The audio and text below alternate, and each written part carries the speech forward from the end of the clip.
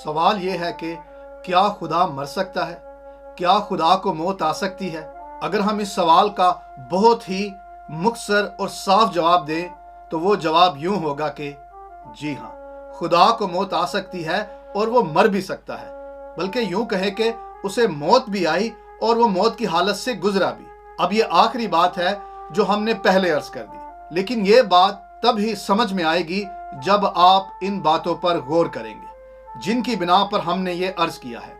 अभी जो बातें और दलाइल आपकी खिदमत में अर्ज करेंगे, कोई उनसे इत्तफाक भी कर सकता है और इख्तिलाफ भी कर सकता है। असल में ये कोई नया सवाल नहीं, बल्कि मसीहत के आगाज से ही इस बारे में बहस हो रही है कि अगर यसु खुदा है तो क्या खुदा मर सकता है।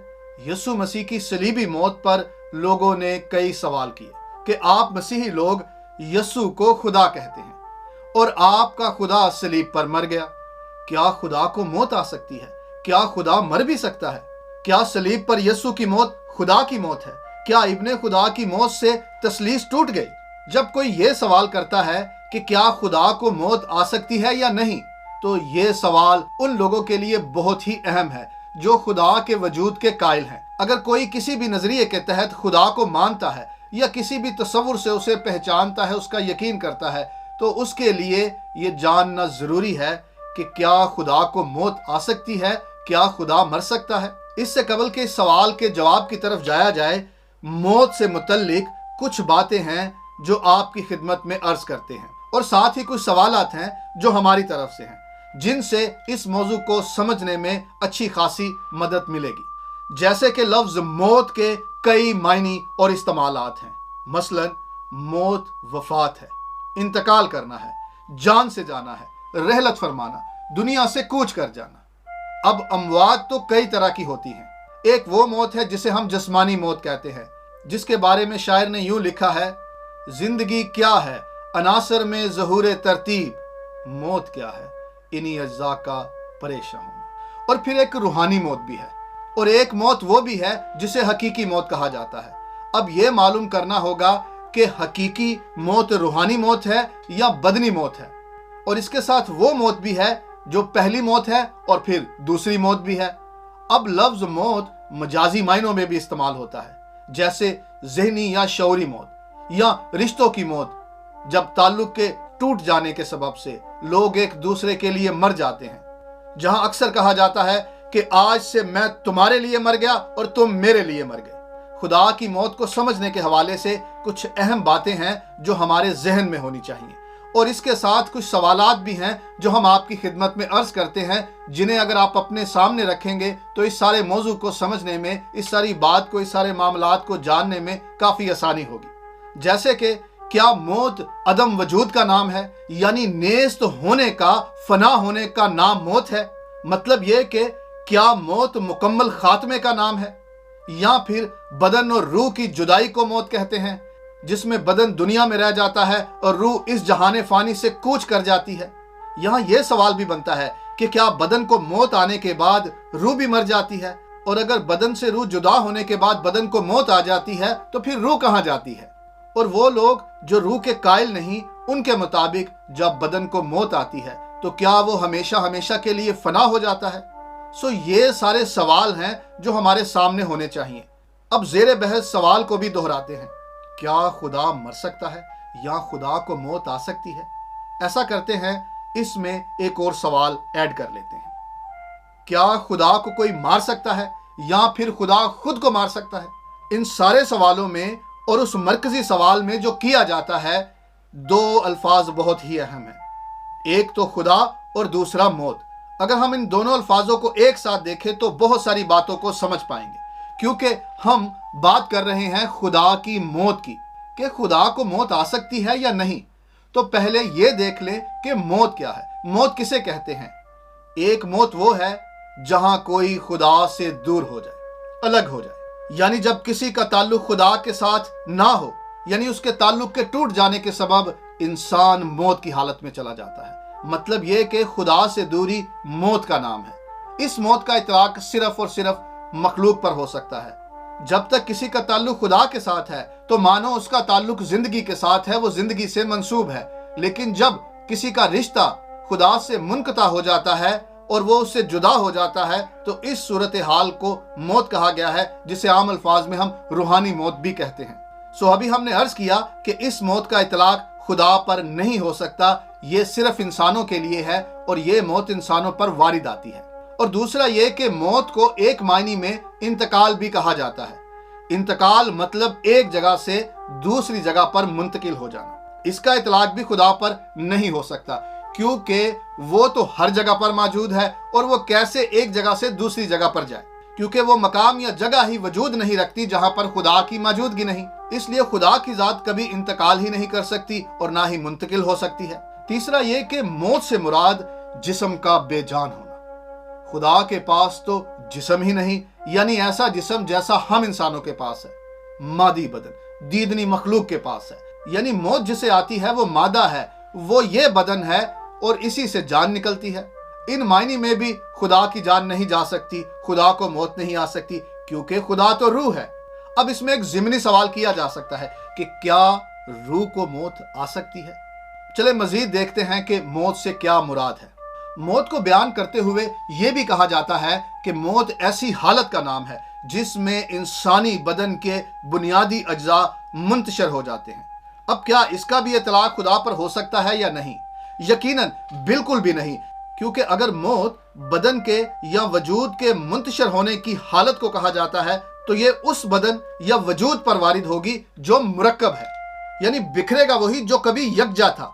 उसी के टूटने का इम्कान है, मुंतशर होने का इम्कान है जो कभी इकट्ठा हो या किसी भी हालत में ज्वाइंट हो या जुड़ा हो। लेकिन हम जानते हैं कि खुदा तो मुरक्कब नहीं। जब वो मुरक्कब ही नहीं तो उसमें जुदाई का सवाल ही पैदा नहीं होता। उसके वजूद के तकसीम का कोई मतलब ही नहीं। ना तो वो सफात का मुरक्कब है और ना ही किसी तरह से इजसाम का मुरक्कब है और ना ही अकानीम का, यानी बाप और बेटे और रूल कुद्दस का। ऐसा नहीं कि ये तीनों अकानीम मिलकर एक खुदा बनता है, और ना ही ऐसा है कि इनमें कोई एक खुदा है और दूसरे दो खुदा नहीं, और ना ही ऐसा है कि किसी मौके पर ये अलग होते हैं या एक दूसरे से जुदा होते हैं, और ना ही ऐसा है कि ये किसी मौके पर एक दूसरे से अलग थे और फिर बाद में एक हुए या यूनाइट हो गए। इसलिए मौत की इस डेफिनेशन के मुताबिक भी खुदाए सालूस को मौत नहीं आ सकती। अब ये तो बात हुई मौत की, जिसमें हमने बयान करने की कोशिश की कि मौत के जो भी मायने हैं, उसकी डेफिनेशंस या उसकी कोई भी अंडरस्टैंडिंग्स हैं, उनके मुताबिक खुदा पर मौत का इतलाक नहीं दिखाई देता। मुमकिन नहीं कि खुदा की जात को मौत आ सके। अब ये भी देख लें कि खुदा कौन है और वो कैसी हस्ती है, उस पर मौत का इतलाक क्यों नहीं हो सकता, और वो कौन से इम्कान है अगर वो रूनमा हो जाए तो उस पर मौत वारिद आ सकती है। अभी हम खुदा के बारे में जो भी अर्ज करेंगे वो खास इसी मौजू के हवाले से होगा कि खुदा को मौत आ सकती है या नहीं। बुनियादी तौर पर यह बहुत बड़ा सवाल है जिस पर हम अभी गौर कर रहे हैं।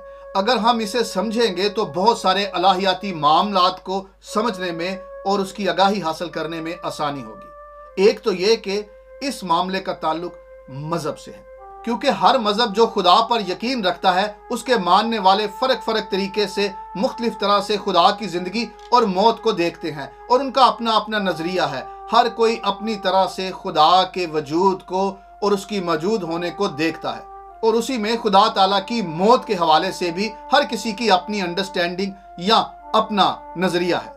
बास के यहाँ खुदा का कोई आगाज नहीं और ना ही कोई इख्तिताम है, लेकिन कुछ के ख्याल में खुदा का आगाज है और उसका इख्तिताम भी हो सकता है या वो खत्म भी हो सकता है। इसी ताल्लुक से यह भी कहा जाता है कि खुदा का आगाज किसी ने नहीं किया, उसका आगाज उसने खुद ही किया है और कोई उसको खत्म भी नहीं कर सकता सवाए खुद उसके।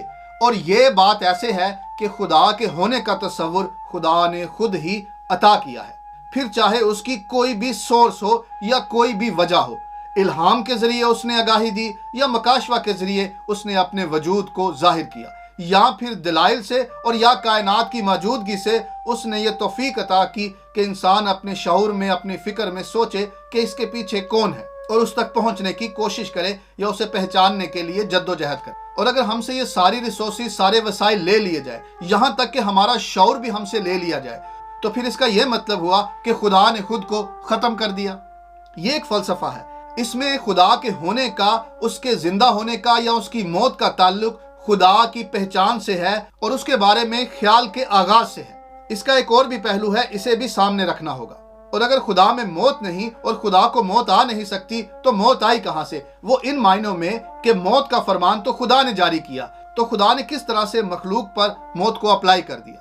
इस हवाले से एक और फलसफा है, इसे भी आपसे शेयर करते हुए मरकजी बात को मालूम करने की कोशिश करेंगे, जहां सलीब पर खुदा की मौत का मुअम्मा समझ में आने लगेगा। मौत ऐसे है जैसे एक जन्म, मौत का दूसरा रुख जिंदगी है।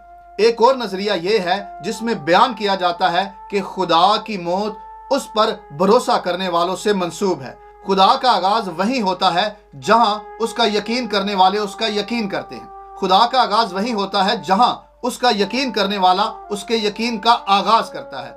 यानी खुदा पर भरोसा करने का आगाज और शुरू खुदा का शुरू है। लेकिन इसका यह मतलब नहीं कि खुदा के वजूद का इकरार करने से पहले वो मौजूद नहीं था। उसके होने का आगाज उस पर यकीन करने से तो होगा, लेकिन इस बात का इतलाक सिर्फ और सिर्फ इंसान पर होगा कि उसके लिए खुदा की पैदाइश तब हुई जब उसने खुदा को पहचानना शुरू किया। और जब उसने खुदा से अपने ताल्लुक को तोड़ दिया, खत्म कर दिया, तो उसके लिए खुदा मर गया और वो खुदा के लिए मर गया। क्योंकि इस मायने में मौत का इतलाक दोनों तरफ किया जाएगा। गो के दोनों ही जिंदा है, लेकिन ताल्लुक में वो एक दूसरे से मौत की हालत में चले गए। अब इस बात को एक लाइन में बयान करें तो यूं होगा कि खुदा के वजूद का एतबार करना उसका आगाज है और उसके वजूद का इनकार करना उसकी मौत है। इस बात को आप यूं भी समझे कि कोई शख्स तब तक बाप नहीं कहलाता जब तक उसकी औलाद ना हो, और जब किसी के यहाँ औलाद होती है तो वो उसी लम्हे बाप कहलाता है। लेकिन इसका यह मतलब नहीं कि बाप पहले से मौजूद नहीं था या उसका वजूद नहीं था। हाँ, ये जरूर है कि औलाद से पहले वो बाप नहीं था, लेकिन औलाद के आते ही वो बाप कहलाया। इसी तरह से एक और मिसाल भी दी जाती है, जब दो लोगों में शादी के बुनियादी ज़ाब्ते के तहत राजी नामे पर दस्तखत हो जाते हैं तो ये इकरार होता है।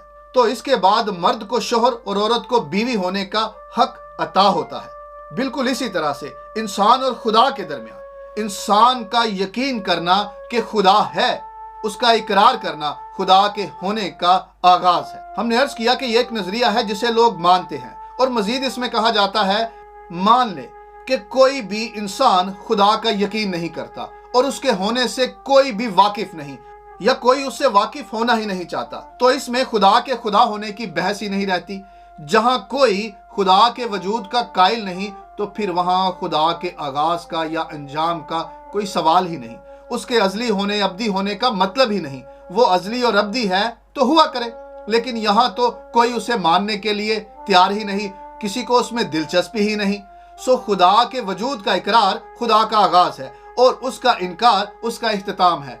आप इसे मौत भी कह सकते हैं। तो ये हुए कुछ नजरियात या ख्यालात जिनसे कोई इत्तफाक भी कर सकता है और इख्तलाफ भी कर सकता है। अब आते हैं उस सवाल पर जिसे बुनियाद बनाकर कहा जाता है कि मसीह अगर खुदा है तो क्या सलीब पर खुदा मर गया?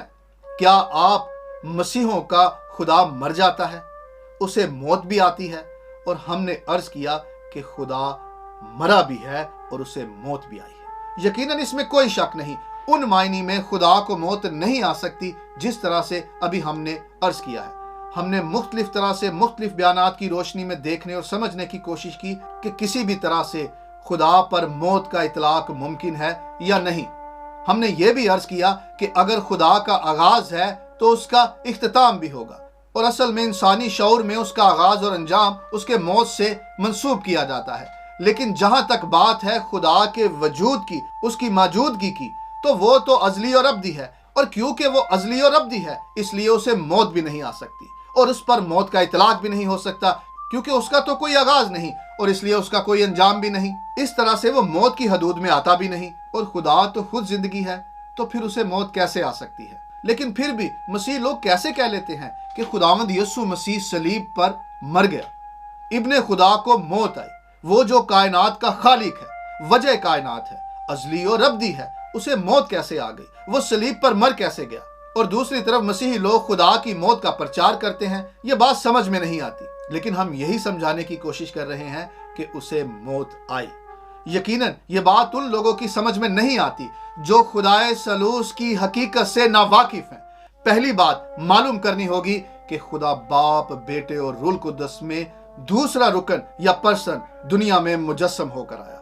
उसकी पैदाइश हुई, वही कंवारी मरियम से पैदा हुआ। मुकस्सा कंवारी मरियम का हामला होना खुदा की कुदरत से हुआ और उस बच्चे की नेचुरल बर्थ हुई, यानी पैदाइश तो फितरती हुई, लेकिन कॉन्सेप्शन सुपर नेचुरल था।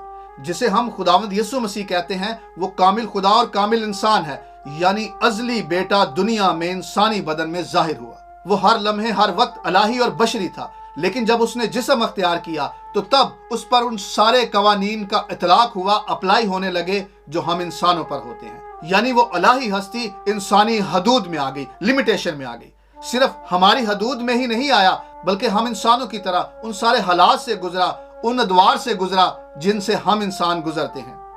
खुदाए सालूस ने यानी बाप और बेटे और रूह कुद्दस ने इंसानी जमीनी जिंदगी का बेटे के वसीला से तजर्बा किया। खुदाए सालूस ने यानी बाप, बेटे और रूह कुद्दस ने बेटे के वसीला से, तस्लीस के दूसरे रुकन के वसीला से, सेकंड पर्सन के थ्रू जिंदगी का और मौत का तजर्बा किया। गो के तस्लीस के तीनों अकानीम में से बेटा जाहिर हुआ है, लेकिन बेटे के वसीला से आसमानी बाप ने और रूह कुद्दस ने भी इंसानी जमीनी हालत का तजर्बा किया है। कैल्विन कहता है कि सिर्फ इंसान ही हकीकी मायनों में मर सकता है और उस पर मौत वारिद आ सकती है, ना कि खुदा पर, लेकिन सिर्फ खुदा ही हकीकी मायनों में मौत पर फतह पा सकता है। स्टीफन विलियम कहते हैं कि खुदा के बेटे ने तजस्सुम अख्तियार किया और मौत से गुजरा। रायन पेटमैन लिखते हैं कि तस्लीस का दूसरा रुकन खुदा बेटा यानी इंसानी फितरत में मौत का तजर्बा करते हुए इस दुनिया में दिखाई देता है। God the son dead according to his human nature. लिहाजा ये सब मुख्तलिफ बयान है जो एक ही बुनियादी नुक्ते की बात कर रहे हैं कि खुदावंद यीशु मसीह जो इब्ने अल्लाह है, जब दुनिया में आया तो वो कामिल खुदा भी था और कामिल इंसान भी। अपनी इनकारनेशन से यानी अपने तजस्सुम से, अपनी पैदाइश से लेकर सारी जमीनी जिंदगी में हर लम्हे अलूहियत और बशरियत के इत्तेहाद में था। अपने बचपन में, जवानी में, जब आपका बपतिस्मा हुआ उस वक्त भी, और जब आप गलील और यहूदा और सामरिया में मनादी करते रहे तब भी, और जब आपको गिरफ्तार करके ले गए उस वक्त भी आप अलूहियत और बशरियत के इत्तेहाद में थे। और उस वक्त भी जब आपको अदालतों में घसीटा गया, कोड़े मारे गए, और जब आपको सलीब पर मौत आई उस वक्त भी आप कामिल खुदा और कामिल इंसान थे। यहाँ तक कि जब आपका बदन कब्र में था उस वक्त भी आप कामिल खुदा और कामिल इंसान थे, यानी कि खुदा को मौत आई, इब्ने खुदा को मौत आई। सो सवाल यह था कि क्या खुदा मर सकता है, क्या खुदा को मौत आ सकती है? तो जवाब यह है कि जी हाँ, खुदा को मौत आ सकती है और मौत आई भी, यानी इब्ने खुदा को, हमारे खुदावंद यीशु मसीह को, जो खुदा भी है और इंसान भी है, लेकिन कोई उसे मार नहीं सकता, बल्कि वो खुद ही अपनी जान देता है और फिर उसे वापस ले लेता है।